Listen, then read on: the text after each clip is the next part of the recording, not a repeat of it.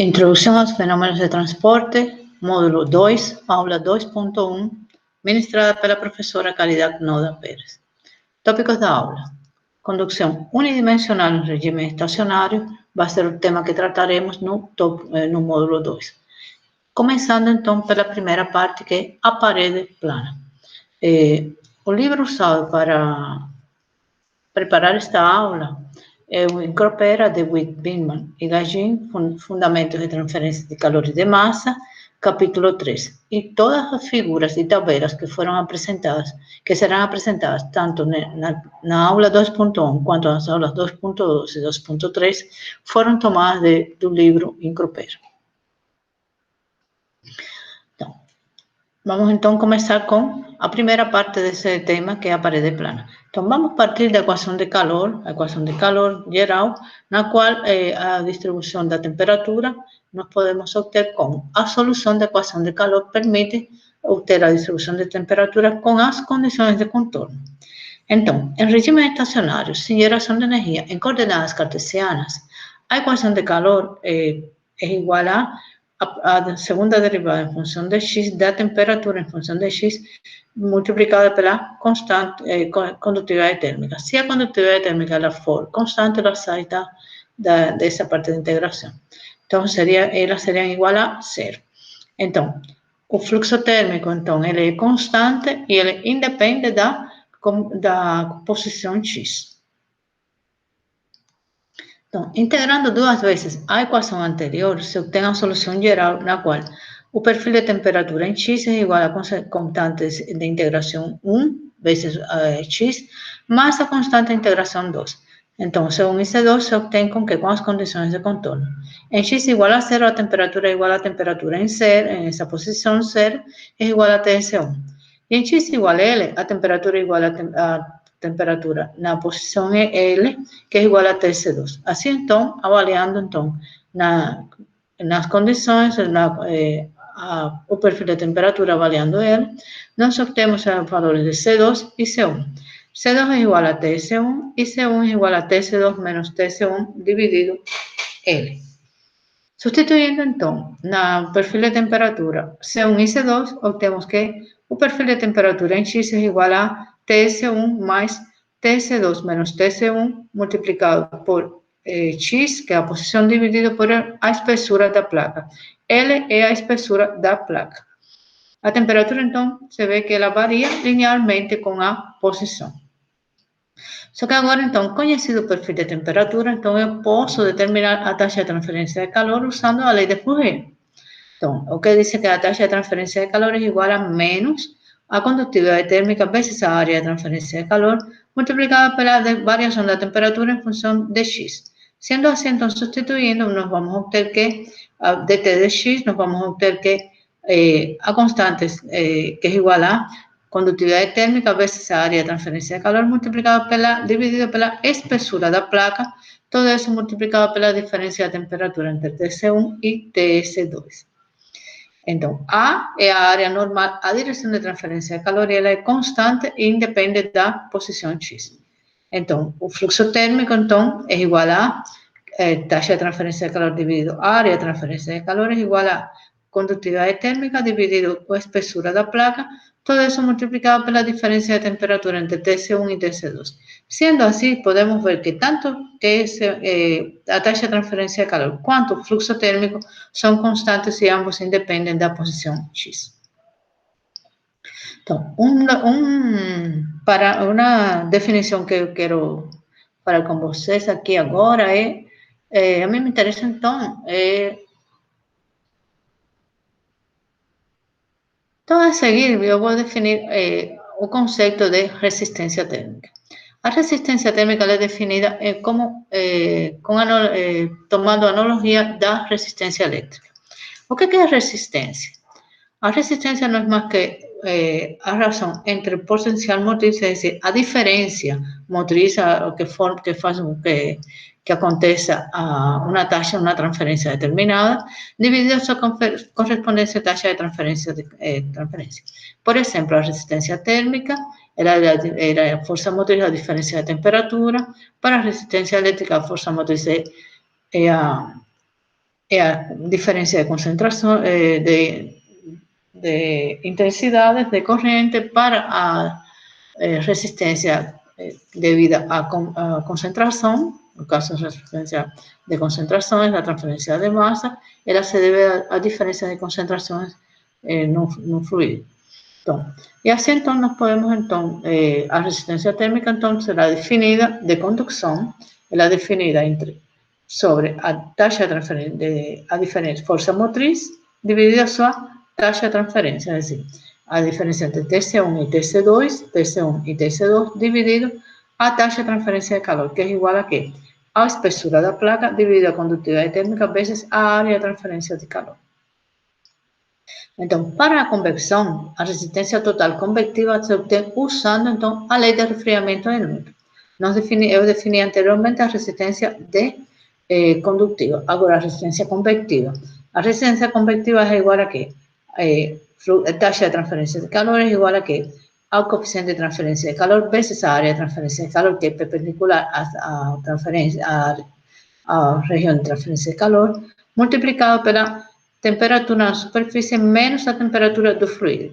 Então, a resistência de convecção térmica convectiva é igual a T, temperatura na superfície, menos a temperatura do fluido dividido a taxa de transferência de calor. É igual ao inverso do coeficiente de transferência de calor vezes a área de transferência de calor. Então, aqui o problema, então, mostrado aqui na figura, pode ser representado como um circuito térmico, que está aqui equivalente, devido a que o fluxo, a taxa de transferência de calor é constante ao longo do circuito. Então, ela é constante, a taxa de transferência de calor é constante, tanto na parte convectiva, quanto na parte condutiva, quanto na parte de convecção. Assim. Então, nós podemos dizer que que a taxa de transferência de calor é igual a quê? A diferença entre a temperatura na superfície menos a temperatura do fluido 1, que está aqui, o fluido quente, menos a temperatura na superfície 1. Dividido por quê? Pelo inverso do coeficiente de transferência de calor do fluido quente vezes a área de transferência de calor. Também é igual a quê? A temperatura na superfície 1 menos a temperatura na superfície 2, dividido o quê? A espessura da placa dividida por a condutividade térmica vezes a área de transferência de calor. Es decir, esta é a resistência conductiva e aqui a resistência convectiva. E, finalmente, para a outra parte do circuito, é igual a temperatura da superfície 2 menos a temperatura do fluido 2, dividido por o inverso de coeficiente de transferência de calor 2 vezes a área de transferência de calor, é decir, a resistência convectiva do outro lado da placa. O problema de usar circuito é que nos permite, que nós geralmente não conhecemos as temperaturas na superfície. Geralmente se conhecem as temperaturas do fluido e usando esse tipo de circuito é possível determinar as temperaturas que não são conhecidas. Então, agora também, nós podemos também, se o fluxo, a taxa de transferência de calor é igual a todos esses, ela também é igual à diferença de temperatura global, es decir, a temperatura de superfície de fluido 1 menos a temperatura do fluido 2 dividida aqui a resistência total. Então, como as resistências condutivas e convectivas elas estão em série, então eu posso somar. Se elas estivessem em paralelo, não dá para somar. Mas estando em série, elas podem ser somadas. Então, a resistência total é igual a quê? O inverso do coeficiente de transferência de calor do lado 1, fluido quente, vezes a área de transferência de calor, mais a espessura da placa, dividido por a coeficiente de condutividade térmica, vezes a área de transferência de calor, mais o inverso do coeficiente de transferência de calor do fluido frio, vezes a área de transferência de calor. Então, também, além disso, nós definimos resistência térmica condutiva e convectiva. Mas se eu tiver a radiação também presente, eu preciso, então, definir a resistência térmica devida à radiação. E ela se define de forma muito parecida com a resistência térmica devida à convecção. Então, a resistência térmica de radiação é igual à diferença da temperatura da superfície menos a temperatura da vizinhança, dividida a taxa de transferência de calor devida à radiação. Então, ela seria igual ao inverso do coeficiente de transferência de calor por radiação vezes a área de transferência de calor.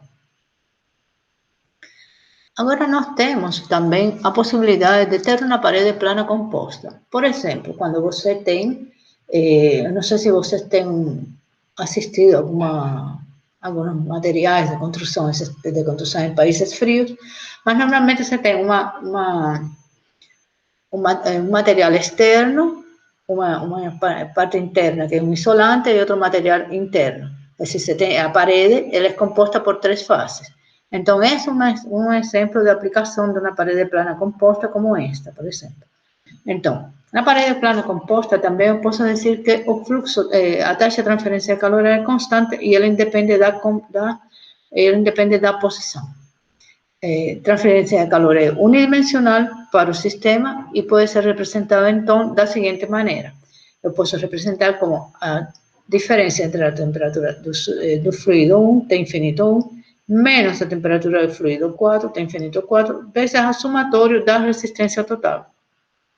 Então, eu tenho aqui o circuito térmico, então, TS1, temperatura infinito 1, e temperatura infinito 4, dividido o somatório da resistência total. É o que você pensa. Então, qual é a resistência total? É o somatório, a resistência convectiva deste lado do fluido quente, que é o inverso do coeficiente de transferência de calor, vezes a área de transferência de calor, mais a espessura da placa, dividido o coeficiente de transferência de calor correspondente ao material A, mais a espessura da placa do material B, dividido o coeficiente de transferência de calor vezes a área de transferência de calor, dividido a condutividade térmica desse material vezes a área de transferência de calor, mais a espessura do material C, dividido o coeficiente da condutividade térmica desse material vezes a área de transferência de calor, mais o inverso do coeficiente de transferência de calor H4, que está do fluido frio, vezes a área de transferência de calor. Qual é o grande problema aqui? Que eu não conheço as temperaturas intermediárias aqui. Eu não conheço a temperatura da superfície, nem conheço estas temperaturas intermediárias. Então, eu poderia fazer do mesmo jeito que foi feito anteriormente para uma placa simples, para a placa plana. Então, também eu posso usar, então, essa forma, não? A taxa de transferência de calor em X, ela é igual a quê? Temperatura na superfície 1, do fluido 1, menos a temperatura na superfície 2 sobre a resistência convectiva. E isso é igual a quê? A temperatura na superfície 1 menos a temperatura 2, esta temperatura aqui, dividido a espessura de A, do material A, da placa do material A, vezes, dividido por quê? Por a condutividade térmica de A e a área de transferência de calor. Es decir, esta é a resistência térmica devido à condutividade no material A. Também eu posso dizer que ela é igual a TC2 menos TC3, T2 menos T3, temperatura T2 deste plano, menos T3, dividida a resistência térmica conductiva no lado do material B.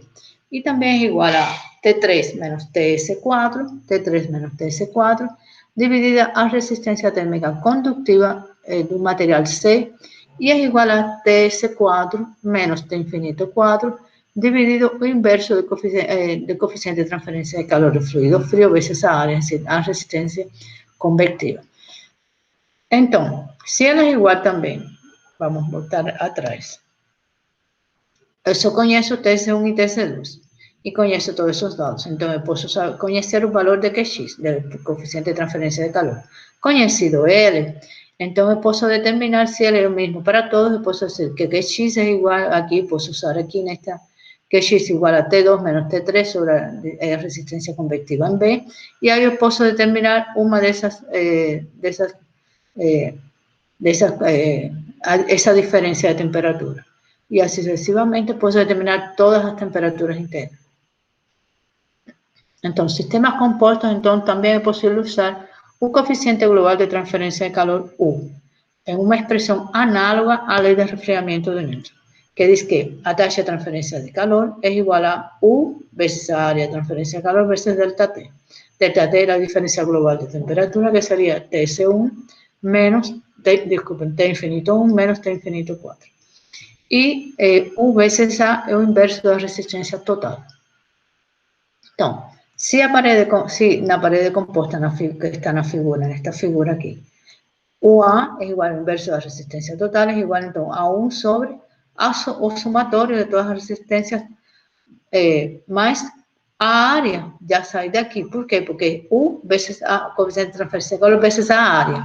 Então, nós vamos tirar a área daqui, então vai ser igual 1 sobre o inverso do coeficiente de transferência de calor do lado quente, más a espessura do material A dividido sua condutividade térmica, más a espessura do material B dividido sua condutividade térmica, más a espessura do material C dividido sua condutividade térmica, más o inverso do coeficiente de transferência de calor do fluido frio.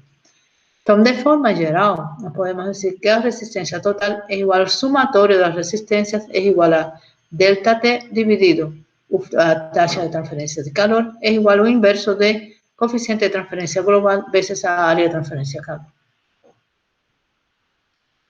Então, como estamos vendo as paredes compostas, também é uma parte que a gente tem que definir a resistência de contato. Por quê? Nós temos, por exemplo, material A e B.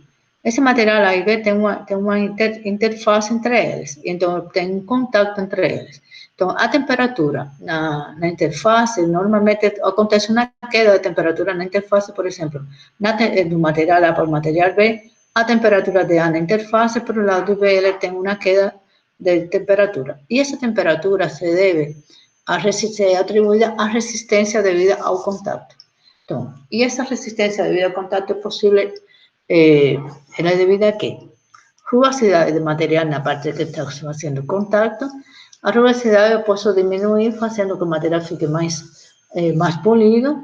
E também a transferência de calor deve-se a quê? Eu tenho condução, então, entre as áreas que estão em contato, por exemplo, aqui eu tenho condução, aqui eu tenho condução em contato, só que tem espaços que estão vazios, então, nesses espaços vazios, aqui eu vou ter, então, uma taxa de transferência de calor de radiação, ou convecção dentro dos interstícios. Então, a resistência térmica condutiva, ela está composta por duas resistências em paralelo. Uma que é devida aos pontos de contato, e outra que é devida aos interstícios. Então, a resistência térmica, então, condutiva, ela está dada por quê? A diferença da temperatura TA menos a temperatura TB, dividido o fluxo térmico em X. Então, como eu posso diminuir a resistência térmica condutiva? Bom, eu posso aumentar a área de contato por el uso, por exemplo, de um fluido interfacial com alta condutividade térmica, como graxas térmicas ou materiais macios, índio, estrôncio, a prata e outros mais, e aumenta com a diminuição do fluido ou sobrevapor. Então, a gente tem que tomar cuidado na hora de alcinagem de peças. Conteúdo protegido por direito autoral, sendo permitida apenas a sua reprodução para fins educativos e de informação no âmbito da disciplina cursada nos termos da Lei 9.610 de 1998. A distribuição ou reprodução das imagens é proibida sem expressa autorização. Continua no próximo vídeo.